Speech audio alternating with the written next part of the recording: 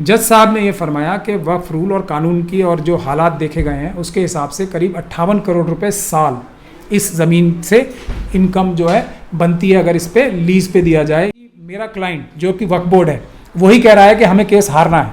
किसी वक्फ बोर्ड के एफिडेविट, किसी वक्फ बोर्ड के स्टैंड से नहीं चलेगा और हमें नाम ले लेके जो मिल्लत के चोर और बेईमान लोग हैं उनको एक्सपोज करना पड़ेगा। इसीलिए मैं नाम लेके बात करता हूँ हमेशा। तो वक्फ बोर्ड के जो मौजूदा चेयरमैन अमानतुल्ला साहब हैं उनकी क़यादत में ये 25,000 रुपये वाली बात आई थी।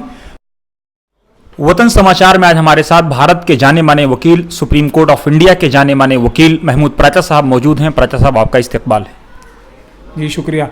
प्राचा साहब, अंजुमन हैदरी का जो मामला है उसको किस नज़र से आप देख रहे हैं? अंजुमन हैदरी और दरगाह शाह मर्दा और करबला की जो हज़ारों करोड़ की ज़मीन है उसमें कांग्रेस के और बीजेपी के भी बहुत बड़े बड़े नेता, टॉप ऑफ द लाइन नेता जो थे, मुल्क के जो ऑलमोस्ट प्राइम मिनिस्टर थे, वो डायरेक्टली इन्वॉल्व रहे हैं। तो उस लड़ाई को अल्लाह ताला ने मेहरबानी करके जिताया। वो वैसी लड़ाई आज़ादी के बाद वक्फ की तारीख़ में आज़ादी के बाद या आज़ादी से पहले भी कोई 50,000 करोड़ की ज़मीन आज़ाद नहीं हुई कि वक्फ बोर्ड ने ख़ुद, जो आज के चेयरमैन हैं, उन्होंने ये स्टैंड लिया, उनके वकीलों ने, कि जो काबिज़ है वहाँ पे, जो लैंड माफिया का जो फ्रंट फेस था, जो काबिज़ था, उसको ये ज़मीन दे देनी चाहिए और 25,000 रुपये महीने पे दे देनी चाहिए।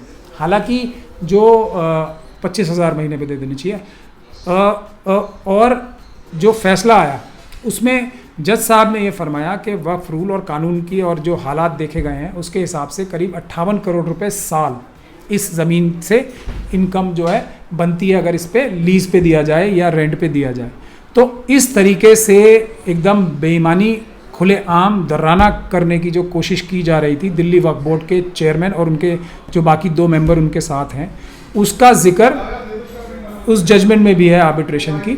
और उसमें जो एक ख़ास बात जो उसकी है ये है कि वक्फ बोर्ड का मैं वकील था, मुझे कई बार हटाया गया, लेकिन पब्लिक के दबाव में मुझे वापस रखा जाता था। तो मेरी मुश्किल देखिए कितनी मुश्किल हालात में मैंने वो केस आर्ग्यू किया, जबकि मेरा क्लाइंट जो कि वक्फ बोर्ड है वही कह रहा है कि हमें केस हारना है। तो उसमें मैंने बहस ये की थी और ये एक फिर नज़ीर है कि वक्फ की जो प्रॉपर्टीज़ हैं वो वक्फ एक्ट जो है 1995 का और 2013 में जो जिसमें उसमें तब्दीलियाँ हुई हैं और वक्फ लीज़ रूल्स जो हैं उसके हिसाब से चलेगा।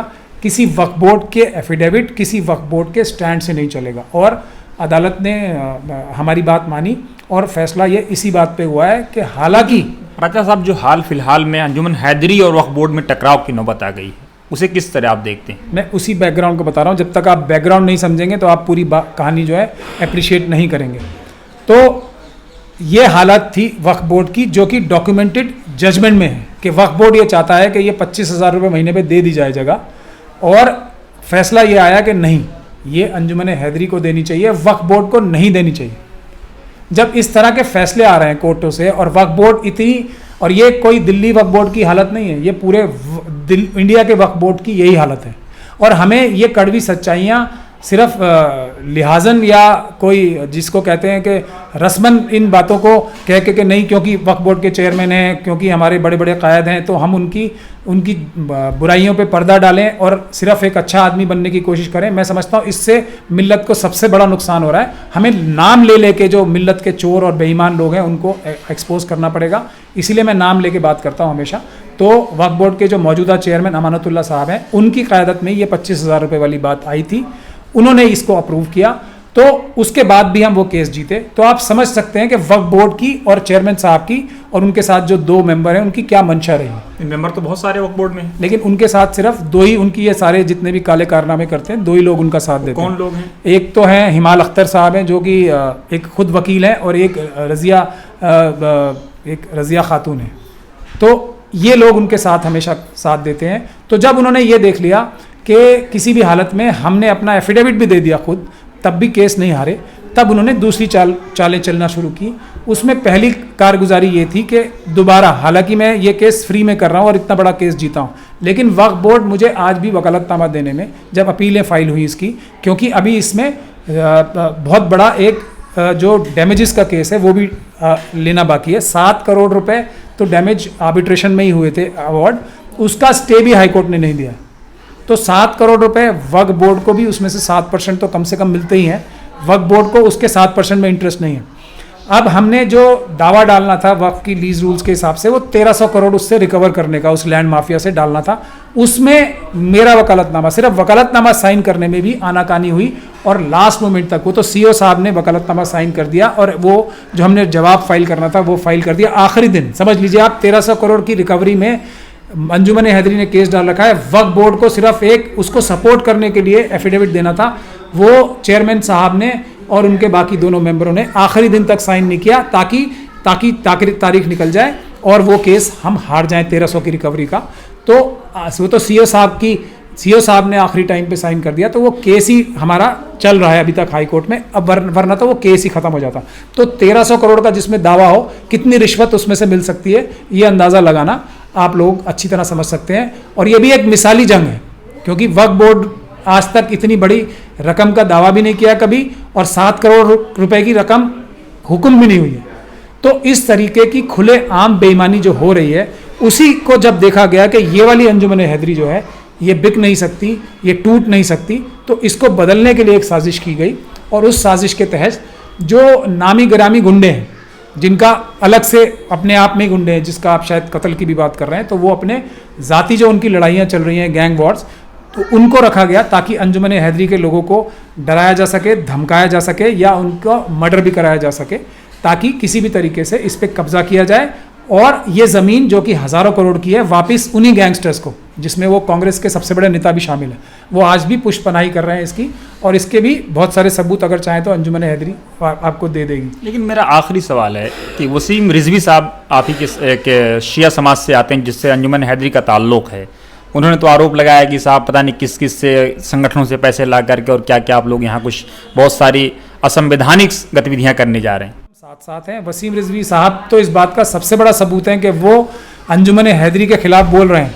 तो अंजुमन हैदरी का मैं सबसे बड़ा सर्टिफिकेट, नहीं सबसे बड़ा तो नहीं, लेकिन एक बड़ा सर्टिफिकेट ये भी मानता हूँ कि वसीम रिजवी जैसे जो नाम निहाद वक्फ के चोर हैं, जिनके ऊपर 19 मुकदमे हैं वक्फ की चोरी के, जिन्होंने हज़ारों करोड़ की वक्फ की शिया प्रॉपर्टीज़ को खुर्द-बुर्द किया, जिनके ऊपर 19 केस हैं उस तरह के, वो अंजुमन हैदरी की मुखालफत कर रहे हैं और वो अमानतुल्लाह साहब की तरफदारी कर रहे हैं। और उनके जो फॉर्मर बॉस हैं आज़म खान साहब, वसीम रिजवी साहब के, उनके पास शायद तरीके सीखने अमानतुल्लाह साहब जा भी रहे हैं, उनके साथ एक जहती का भी सबूत दे रहे हैं। तो ये सब जो वक्फ लैंड माफिया है पूरे मुल्क का, वो सारा एक साथ है, इसमें कोई शक नहीं है। वसीम रिजवी साहब तरह तरह के जो इल्ज़ाम लगा रहे हैं, वो मेरे ख्याल से सर्टिफिकेट हैं अंजुमन हैदरी के लिए, क्योंकि अंजुमन हैदरी हमेशा से वसीम रिजवी जैसे लोगों की मुखालफत करती रही है, चाहे वो किसी भी कम्युनिटी के हों। और वो तो ये तक बोल चुके हैं कि किसी भी हिंदू या रामचंद्र जी के मानने वालों के दिल में रात को ख्वाब में नहीं आए।